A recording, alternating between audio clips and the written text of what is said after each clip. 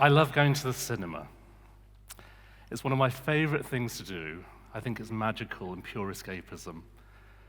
There was a cinema a short distance from this very church called the Clifton. It was the first one I ever went to, and I was 5, and it was to see Superman. I absolutely loved that film. I still do. I watched it last night, in fact. I think it's as much the film itself as the experience and the memories that are evoked in my mind.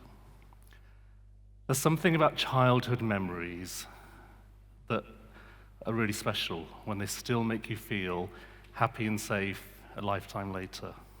The film is about a young boy who finds himself in a strange and foreign place. He's taken in by the Kents, a loving couple who raise him as their own, and they name him Clark. They know in their hearts, though, that one day he's going to have to leave them, yet that doesn't stop them showering him with love. What happens to Clark is that he goes on his own journey to find out who he is. He discovers that, in fact, the reason he's had the life he's had is that he was separated from his own parents and sent away from home. That doesn't make it any easier to accept, but he does then go on to learn and discover that his true calling in life is something quite different, and of course he goes on to become Superman. When Clark realizes his true calling is something unique and special, it makes him feel amazing. But yet, deep inside, he still struggles to really feel like he belongs in the world where he's been seen as a savior. He also struggles to deal with his emotions, both as Clark and as Superman. It's quite a unique story.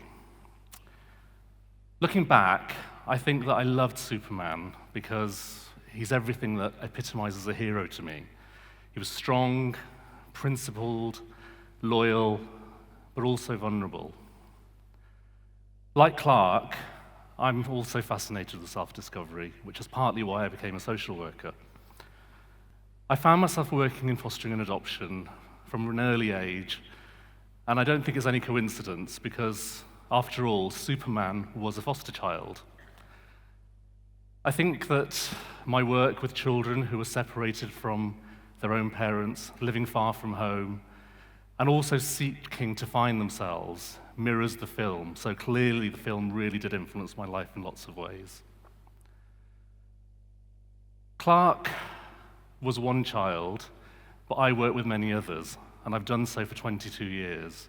And some of the things I've heard over the years are painful, some are magical, and some are inspirational. And I'd like to share just a few of those stories with you. The first little boy I'd like to tell you about is called Reese. He's 5 now, but from the age of 2, he was hunting in bins for food because he was so hungry all of the time. He was found wandering the streets some distance from home in nothing but a dirty nappy. I think he needed a superhero. And then there's Rochelle, who at the age of 7 was practically a mother to her siblings, because their own parents were either too drunk or too high to do the caring themselves. She was 10 before she could really begin to be a child. She needed a superhero too. And then there's Ashley, who at the age of 12 got his first job with his father. Great, some might say. Unfortunately, it was carrying drugs. He was too scared of what would happen to him if he said no, so he continued and did what he was asked, but he knew he had to get away, and he did eventually when he was arrested. He really needed a superhero too. Now, I know these aren't your everyday workplace experiences or stories, but sadly, they're pretty run-of-the-mill where I work. At the moment, the Children's Commissioner for England reports that there are 700,000 children who are classed as vulnerable, but they remain living at home with their families. That's the same as the population of Leeds, England's 3rd largest city. It's also 12 times the population of Leamington Spa, if you can imagine that for a moment. Now, these are children who are living in homes where there are serious problems. It's not just little family niggles. These are children who are at daily risk of harm or abuse. I think that's very wrong. I'm sure you do too. But that's how things are, that's how their lives are. There are things we can do about it, and there are organizations out there who are doing what they can. But it's a difficult challenge to overcome. And I believe that we've really let these children down by even allowing them to remain in families where they do fall into this risk category. The sad reality is, though, that their parents were probably also similar to these children when they were children themselves and they were failed, and so the cycle goes on. What we know is that children who have experienced adversity in life are much more likely to grow up to have problems themselves. So when I talk about adversity, I mean poor or absent parenting, exposure to harm, abuse, neglect, poverty, a whole host of issues. These are children whose lives and their bodies and their brains have been affected by the experiences that they go through. Research shows us that, so we know a lot more about what the impact of vulnerability is on children now, and it's devastating. Children like Reese, Rochelle, and Ashley, and even Clark, Kent, are much more likely to grow up to have poor mental health. They're much more likely to end up in prison. They're more likely to end up on the streets, or worse. So the 70/30 campaign is aiming to highlight these issues, make us aware of what the impact of childhood adversity is, but also to reduce its prevalence. At the moment, they estimate that the current level of need costs the UK economy £15 billion a year. That's huge money. Personally, I think our taxes would be better spent preventing those problems from escalating in the first place. Some of the children who are vulnerable are able to access help through foster care. That's what I do for a living. So Reese, Rochelle, and Ashley, and their siblings were all children who benefited from foster care. They were placed in families where they were safe. Foster carers are also heroes in my eyes. They do amazing things. They come in all shapes and sizes from all backgrounds, bringing their own experiences to the job, but they're united in one common purpose. They want to help vulnerable children, just like the Kents did with Clark. Foster carers do what many of us can't. They open their doors to the homes and they let in children who they barely know come and make a life with them. They simply get on with the task of dealing with what the children bring. Not in their suitcases, of course, but in their hearts and their minds.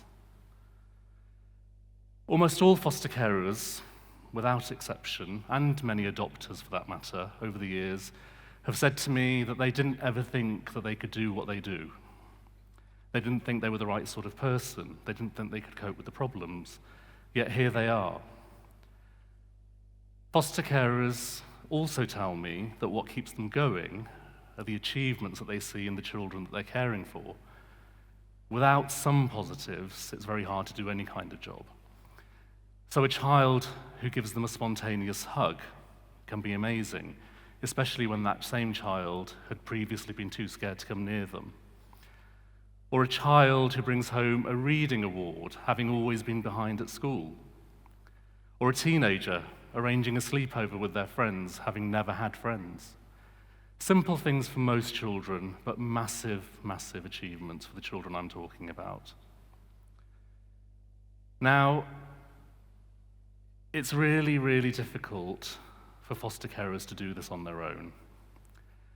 That's where I think we need to rethink how we support anybody that's helping vulnerable children. And when I say anybody, I also mean the parents where children remain at home. If there's 65,000 children in foster care, which is what the current numbers are, that still means there's 635,000 children living at home at risk. We need to start thinking differently. Why don't we start paying things forward and spreading kindness to children who are vulnerable? And I mean that as a group, not as individuals. It's something we need to do as a society.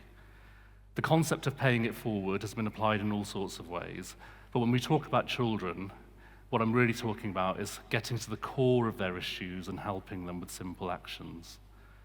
If you help a vulnerable child, they'll be able to help themselves eventually, and perhaps after that they'll go on to help others. That's paying it forward. It's creating a momentum of kindness. There's already, I'm sure, questions in your mind about why I'm talking to you about this. Why is it my problem? What can I do about it? And I'm not here today to ask you to be foster carers. What I am here to say is that I really believe each and every one of us should do whatever we can. There's all kinds of ways to get involved with vulnerable children. As a volunteer, as a family member, as a friend, or as a neighbor. These children are everywhere. We just need to see them. We express our care and concern on social media every second of every day.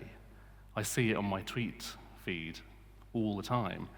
Yet, while we're on our phones, we walk past the person who looks like they need help the most because we're not sure what to do or say or how to help them. Sometimes we just need to ask. The other issue that often gets in the way is that we think we're too busy or we're not the right sort of person. Children don't care about who helps them, they just need help. There are 168 hours in every week, and I don't think it's a huge ask to think about giving one of those hours to help a child in need, just one. And nobody ever starts as the right person, that's who you become.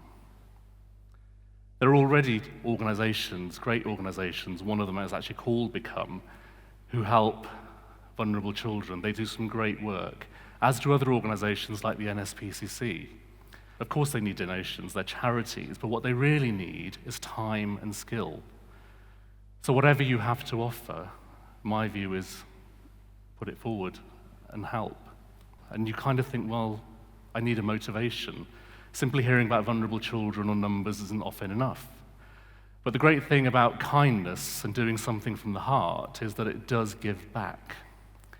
If you think about the last time you helped somebody spontaneously or offered a gesture of kindness spontaneously, and then think about how it made you feel afterwards, what I'm talking about could make you feel like that much more of the time.